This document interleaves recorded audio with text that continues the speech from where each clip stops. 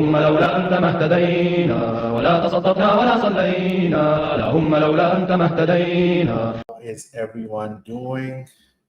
Sorry, I got a lot of messages that I forgot to paste my invite link, and there were a couple of people who really wanted to talk, and they were waiting for the Monday in the comments. Sorry about that. I'm just gonna post it. If you guys are around, we can do that. Otherwise, I'll go on my own way and do my own stuff.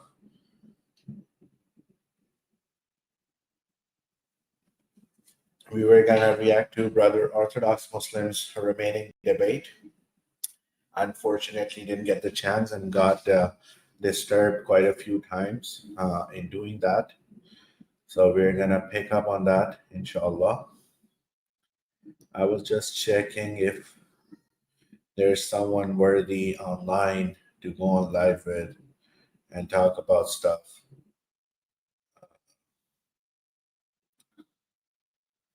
Sometimes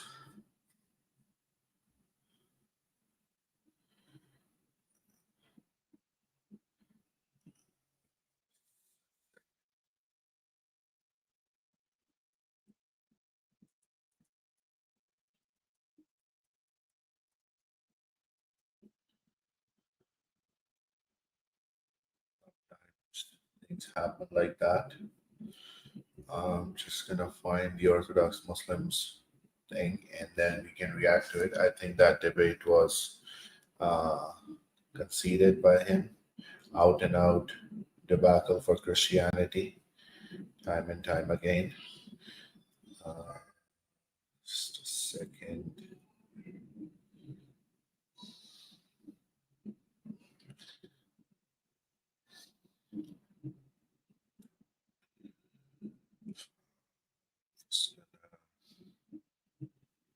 Check if other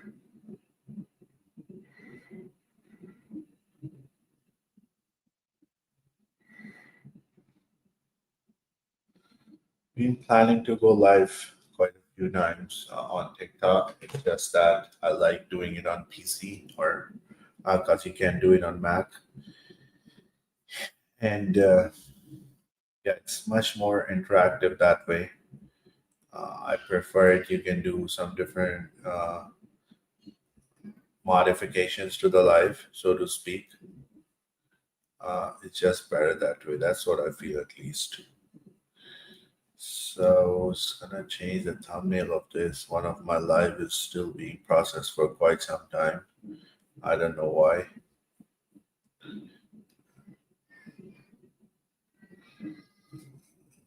Just a second.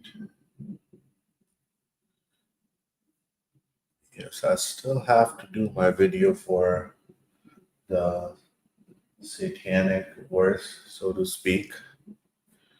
There's been an ongoing debate about that.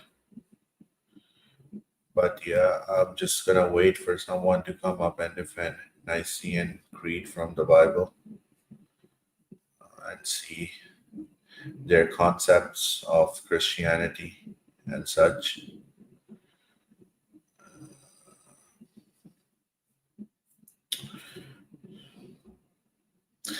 I'm not sure if Brother Orthodox Muslim posted about his debate with Dale on his channel or not. I know it was on the Theology Debate channel. Reason and Theology, sorry. Okay, found the video.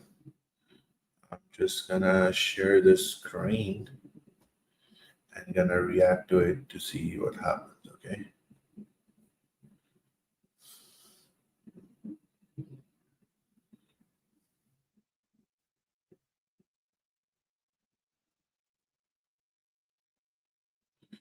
I'm just gonna play this and see where things take us, okay?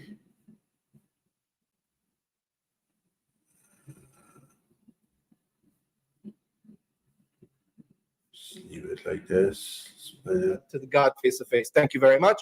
On the night of on his night before God, to live before Him, And so God responds, yes, Ishmael will be a great nation, in response to Abraham asking for Ishmael's obedience.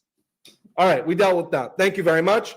Ishmael has no relation to the Arabs, and the evidence was presented is nothing. There was no evidence presented.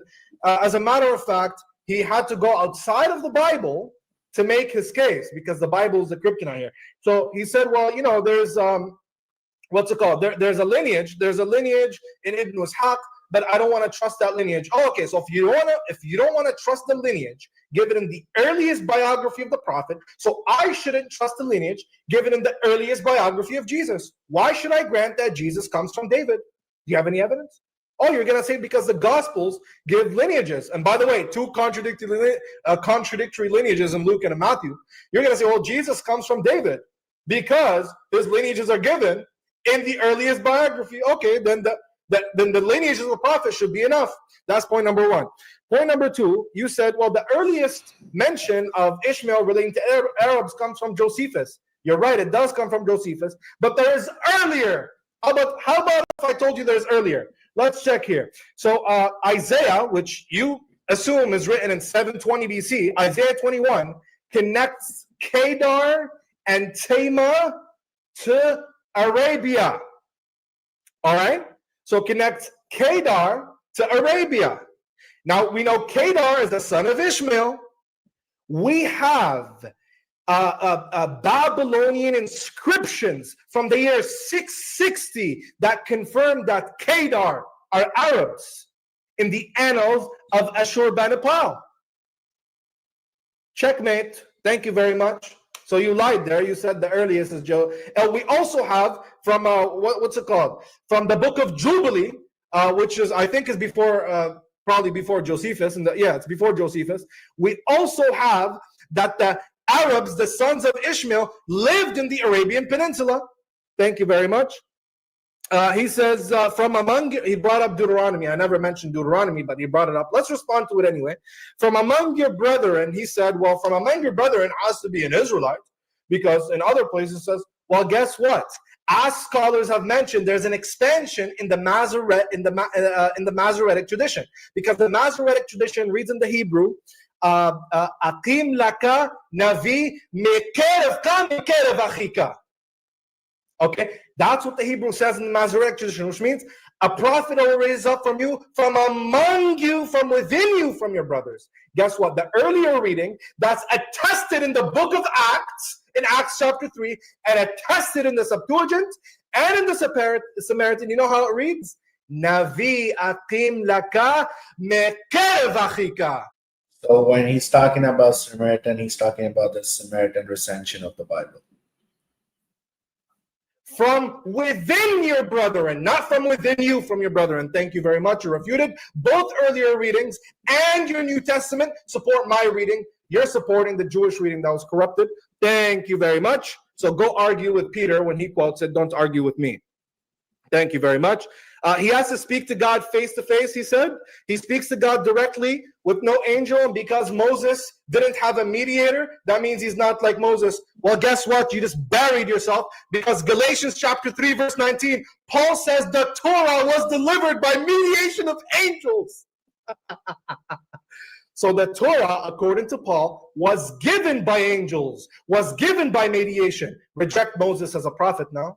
I'm using your own criteria against you. And yes, the prophet did speak to the God face to face. Thank you very much.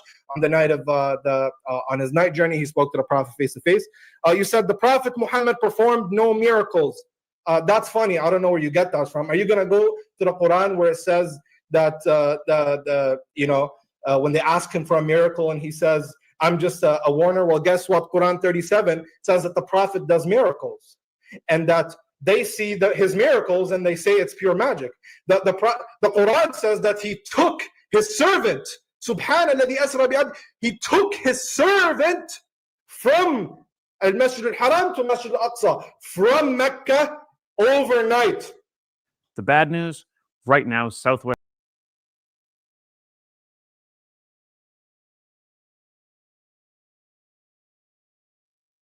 I can quote you 1,000 miracles of the Prophet. No problem. Thank you very much. Satanic verses. Give me a single authentic chain for the satanic verses. You won't find any. Thank you very much. As Ibn Kathir says, that there's not a single authentic chain for the satanic verses. If you're going to make an argument that because of the criteria of embarrassment, I'm going to refute you on that, because the very book that you appeal to before orthodoxy makes the case against that.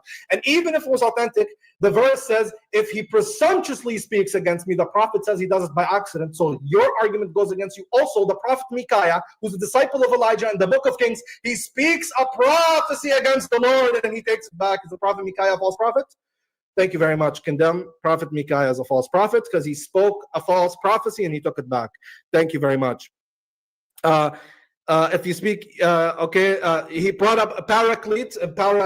I never made that argument. I was never going to make that argument. And pretty much no Muslim makes that argument that it's supposed to be periklutos and not parakleto. Paraclete is enough for us because you could make a linguistic etymological argument from paraclete to mean the one who prays more than others, as para has the usage in the book of Romans to be more than, and kletos is connected according to ancient dictionaries to praise. So then a construction of the word could be the one who's praised more than others, which is exactly what the name Ahmed means. Thank you very much. You said, well, Jesus sends it. Well, you're wrong. According to the text of the Gospel of John, it says, I will pray to the Father and he will send. So we know that the sending here is not is indirect. He sends by praying to the Father descends. I'm not even posing these arguments, these prophecies. I'm still going to defend them because, your refutation is terrible. And you said, no, it has to be a spirit because no human prophet dwells in people. Are you serious? Does Jesus not say that he dwells in the disciples? That unless you eat my flesh, you won't be in you, and you won't be in me, and I won't be in you? Does he not say that the disciples are in the Father, and the Father are not in them? Are you serious? Is Jesus a spirit? I didn't know you're a Docetist, man. Thank you very much. And that's pretty much all, man. That's all he said. Every single point has been refuted, and I look forward to his rebuttal. That's it. There's nothing else. All right, thank you. Dale, let me bring you back on the screen here. And you had 2 minutes left. You wanted to forfeit that, right? So these were all of the points that he brought up, and I think he's gonna say in this that I'm doing this because I'm not doing it as a Christian, and I'm not coming in with the Christian baggage and Christian theologies and concepts and stuff. If you're gonna prove Quran 7157, then you have to do it from your own thing and do not include what I believe, what I do not believe. Just take Bible and see what it says. And then I think later on, after asking for a little earlier mentions of it, and then when Brother Orthodox Muslim tells him that it's mentioned in Isaiah, he's going to say, well, you know what? Isaiah is kind of recent as well. If Isaiah is recent to Prophet Muhammad alayhi salatu wasalam, then Isaiah is definitely more recent for Jesus. So you claiming Isaiah 7:14, claiming Isaiah 9:6, or claiming Isaiah 53 is a joke. And in fact, if you read Isaiah 11, you would know that the Messiah that you think is the Messiah is not what Jews think is the Messiah. And Jews were never waiting for a dying, rising man God to come as a Messiah. Okay? And I think this is what he's going to say. So we're just going to skip from here all the way to Q&A, I think. Do this. All right. You said, was the law delivered by angels to Moses? So yeah, that was I didn't get the reference. You said Galatians or something. Galatians chapter 3. Galatians chapter 3 says, okay, so verse 19. So as a Christian, I definitely affirm that and everything like that. But I also affirm God saw Moses face to face, and he was directly getting that aspect. So I don't know the context. You said the prophet like Moses must be like Moses in the sense that there's no mediation. Was there mediation with Moses or not? So I'm just looking it up. Well, yeah. He's saying that he's looking it up, but I don't think he was going to look it up as far as my memory serves me correctly. And Galatians 3 is Galatians 1 and 2, and then Galatians 3 should be very easy for you to remember. So, as far as Galatians and Corinthians are concerned, especially 3, and then Galatians 3:19 is where it says, Paul says that the angel gave it to Moses. So I don't know what he was trying to look, and then he said, I'm going to give up looking, and he said that if it's there, I believe it, but if it's there and I have not read it yet, I'm not going to affirm or deny it. So it's like, perfect Christian shuffle where they go back and forth and they don't want to give a correct answer.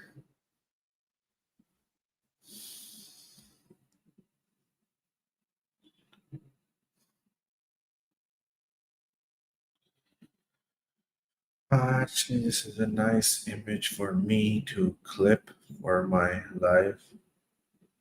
Just gonna do that and send it to the guy making thumbnails for me. And all right, waste your time. So I would say no. I haven't looked in. I don't know the verse in Galatians 3. What verse is it? Galatians 3:19 says the law was delivered by mediation of angels. Can you please just hurry up because we gotta go. Okay, so Yeah. fine. I would say no until I look into Galatians 3 and what that means exactly. So Galatians 3 doesn't say the law was given by angels. I'll read it quick, my time. Why then was the law given at all? It was added because of transgressions. Until the seed to whom the promise referred had come, the law was given through angels and entrusted to a mediator. So was the law given through angels according to the plain reading of this text?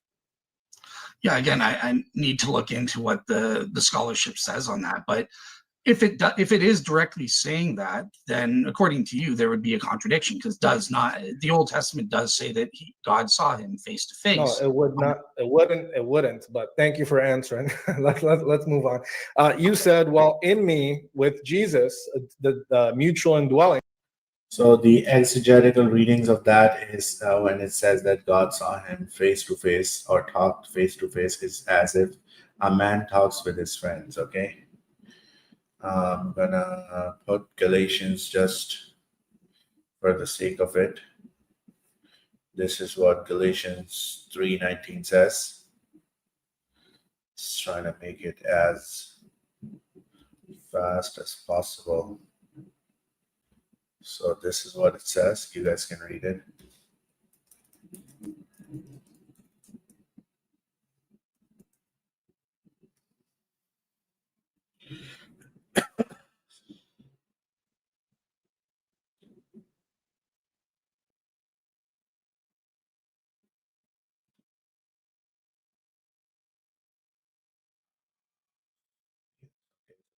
Galatians 3:19.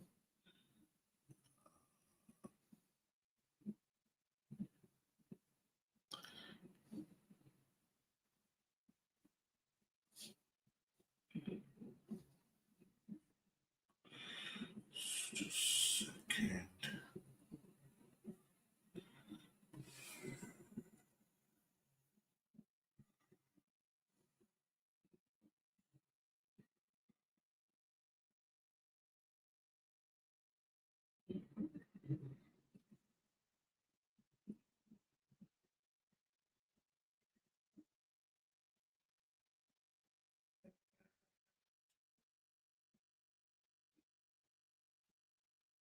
Let me bring up the verse I was talking about. So hide this one, put this one on. This one is Exodus 33:11, I guess. Just a second, too many tabs open right now. Okay, here's the verse. And here we go.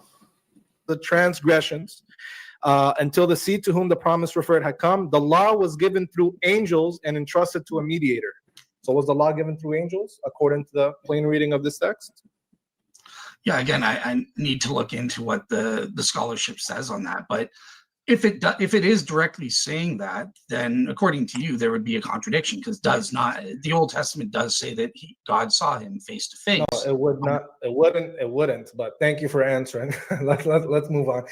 You said, well, in me with Jesus, the mutual indwelling there is you make sense of it because he's God. Does Jesus say that the disciples will indwell in him and they will indwell in each other and in the Father? Yeah. So he's talking All about. right. Are they spirits? No. Well, they have. So you can indwell in each other in some way and not be a spirit, right?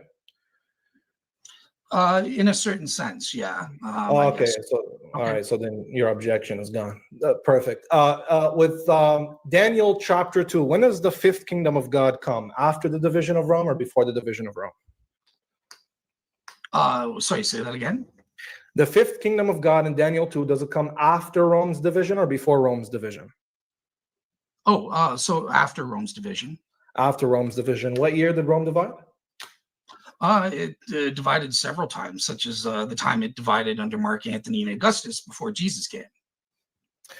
Sorry, what's the formal name of the division? The formal name of the division? Yeah, because division in Daniel refers to an actual division. It doesn't refer to internal conflict, and the evidence of that is in Daniel chapter 8, where it talks about Alexander the Great's kingdom, and only after his death is Alexander's the Great kingdom referred to as 4 different mini kingdoms. But we know before that there was internal conflict. So when was there an official division in Rome, per Daniel's understanding? This was an official division. It was called What's the formal name? The Triumvirate. And this is where the empire was divided formally between and legally between Octavian, Mark Antony, and General Lepidus. So this was a formal division right before Jesus. So it works. It was a formal division before Jesus? Yep. So there was 2 different Roman empires? Yeah, East and West. East and West happened before Jesus? Yeah. Okay. Mark Antony had the East and Octavian had the West. All right, perfect. No problem, man. In Matthew chapter 22 and or 21 and Matthew chapter 22, you said this is a parable. Is it a prophetic parable?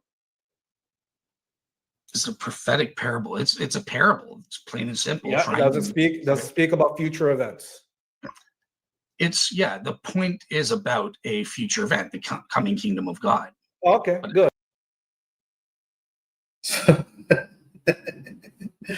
Just to let you guys know, just give me a second. I'm going to make a banner for this. I was just waiting for some comments and stuff. Let's do the banner here, actually.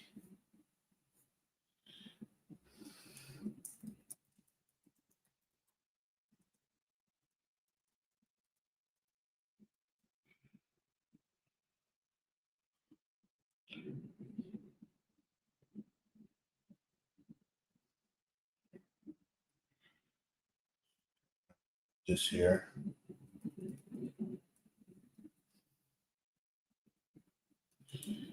And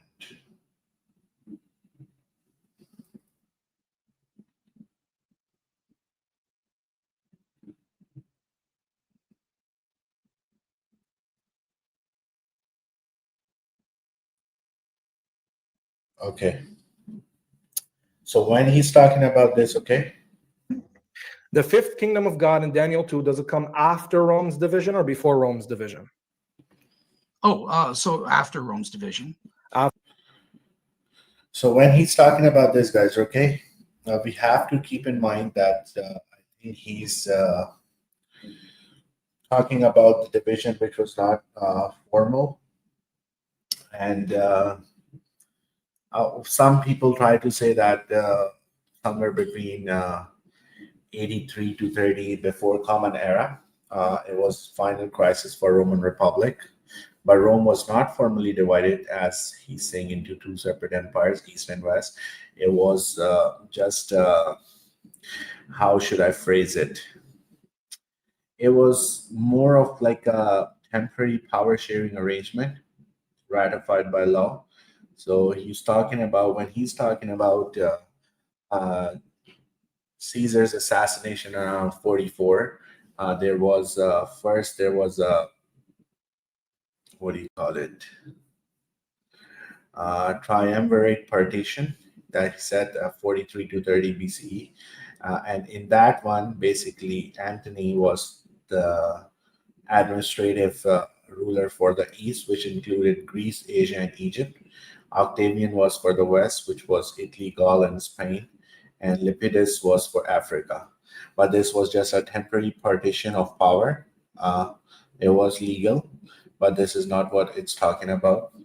Okay, and then followed the crisis and tetrarchy around 285 after Jesus, Diocletian era and stuff. And permanent East and West division was around 395, you can say. And then Western Roman Empire fell around 476, and the Eastern fell around 1453. Okay, so these are the key dates for all of this, to put it in context. After Rome's division, what year did Rome divide? It divided several times, such as the time it divided under Mark Antony and Augustus before Jesus came. Sorry, what's the formal name of the division? The formal name of the division? Yeah, because division in Daniel refers to an actual division. It doesn't refer to internal conflict, and the evidence of that is in Daniel chapter 8, where it talks about Alexander the Great's kingdom, and only after his death is Alexander's the Great kingdom referred to as 4 different mini kingdoms. But we know before that there was internal conflict. So when was there an official division in Rome, per Daniel's understanding? This was an official division. It was called What's the formal name? The Triumvirate. And this is where the empire was divided formally between and legally between Octavian, Mark Antony, and General Lepidus. So this was a formal. إن الله وملائكته يصلون على النبي يا أيها الذين آمنوا صلوا عليه وسلموا تسليما